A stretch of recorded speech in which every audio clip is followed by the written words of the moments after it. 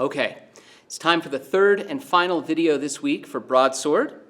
And this time we're going to be taking the fishing line cuts that we did last time. We are going to be adding footwork to them and turn them into around the body cuts. So first we need to start, as we always do in stage combat, with the feet. So I'm going to put my sword down for just a moment. And I'm just going to review the footwork that we did for quarterstaff. Now, I never made a specific video about this footwork. It was all done either in class or over the Zoom calls with folks. So if you've been missing those Zoom calls, you really have been missing out on the footwork.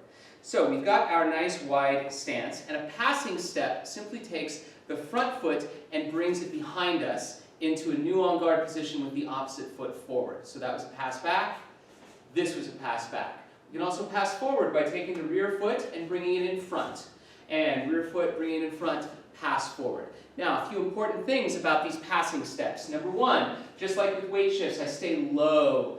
Low, low, low, upper body is relaxed. My head does not bob up and down. My body does not sway forward and back. I simply move from my center with a very calm, relaxed, soft, quiet upper body. Here, and back, and back. Big steps. Back, big steps, forward. Now, as I do that, my hips are going to stay more or less forward. What you do not want to do is walk like a cowboy, where the hips start off to the side, and your feet are 45 degrees, and then you move like this and like this. Don't do that. Keep those hips forward, keep the feet wide. As you're learning these passing steps, you're going to need to constantly check your feet and ask yourself, are my feet wide enough? Do I have enough width in my feet? And if I don't, if I end up here or here, I need to adjust my feet. Give yourself that width. Keep those hips pointed forward. Do not walk like a cowboy. Now there is a slight, tiny adjustment which happens at the very end of the step. So my hips are not perfectly straightforward. My back foot's at a 45-degree angle. So my hips are slightly pointed offline, but more or less they're pointed at my partner. As I pass back, the hips make that tiny adjustment at the very end at the same time that my new front foot points towards my partner and my new rear foot points 45 degrees offline. Now here's the trick. If you do multiple passing steps in a row, you save that adjustment until the very end. So if I pass back twice, no adjustment. Front foot is still at 45, back foot is still pointed forward, hips are still in the same orientation, pass back, and because I only pass back twice, I don't need to adjust. If I pass forward 3 times, or an odd number, then no adjustment, no adjustment, adjustment. Now my hips are slightly in the other direction, and my feet have changed at the very end. Okay? Now as you do that in multiple steps, it's okay if your feet become a little narrow, as long as when you end, you give yourself that width. So constantly checking with your feet and make adjustments to have a nice wide stance. And if you're having trouble with this, please, please, please show up to the Zoom meeting so we can work on this together. Now, let's add this footwork in to our fishing line cuts and make these around the body cuts. Okay? This is what the around the body cuts are going to look like. I start first with a fishing line cut and a passing step. Then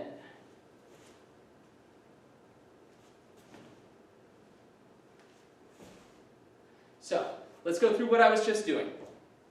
As I said, I start right foot forward exactly the same way. The first attack I do is going to be a fishing line cut normally. So I make eye contact, spot the target, weight shift back, bring my weapon offline and up, drop flat on the table. My partner begins to pass back, and as they do, I pass forward and commit to the high line attack.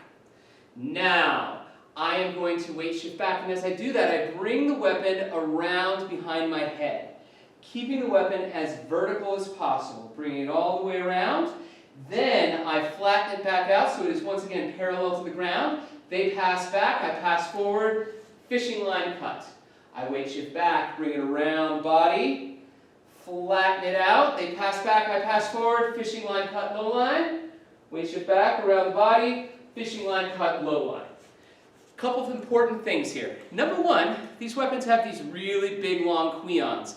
And as you're doing this, it's very easy to accidentally whack yourself in the head or the back of the neck with these queons. So take this nice and slow, be very, very careful, very, very gentle. See what you need to do to make sure that you don't whack yourself in the head with the queons. Now that may include that you may need to loosen up your grip a little bit, especially your left hand.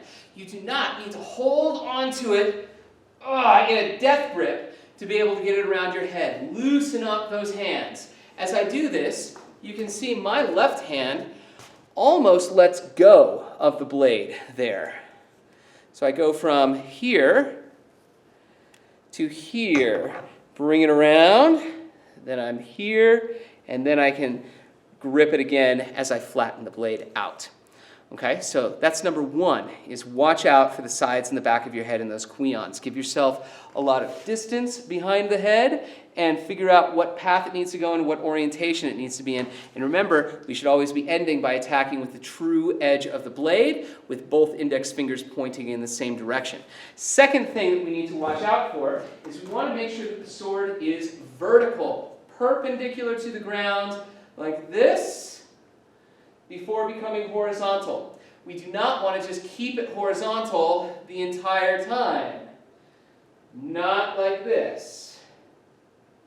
Now, this isn't wrong, per se, but we do need to be very careful because if I am performing in a fight scene on a crowded stage, chances are there are probably other actors behind me. Same thing in a classroom setting.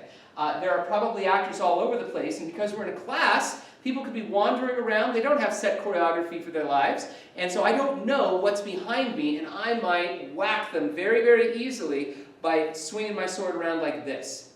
So, the only time that we would do something like this is if we are in a choreographed situation and we know exactly what is behind us and that there is plenty of space behind us. So this is usually reserved for fights where there are only two people on a very wide open stage, and we want to reserve it for those moments where we really want to show one of the characters going all out with a fit of fury and rage and lots of power in the fight.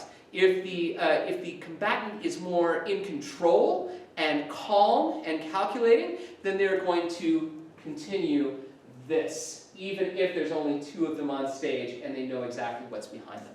Okay? So one more time from a different angle, I'm going to show you these around the body cuts. So here I am, right foot forward. This is what you are going to record. We're going to go shoulder, shoulder, hip, hip, just like before. We're going to start with a fishing line cut, and each move is going to have a passing step. The last three cuts are going to be around the body cuts. So we start here, upper body relaxed, eye contact. Hips are underneath our shoulders, by the way. We're not out here with our butts in the air. Out here. We make eye contact, spot the target, weight shift back. Prep our first fishing line cut for their upper right line of attack. Drop the tip of the blade flat on a table. Passing step, extend, cut. Now, weight shift back around the body cut as I spot the new target. They pass back, we pass forward, fishing line cut.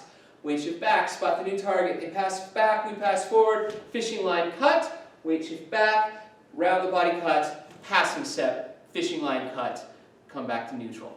So that is what you are going to record, please. Just once through with passing steps from either horizontal or vertical towards the camera. Thank you so much.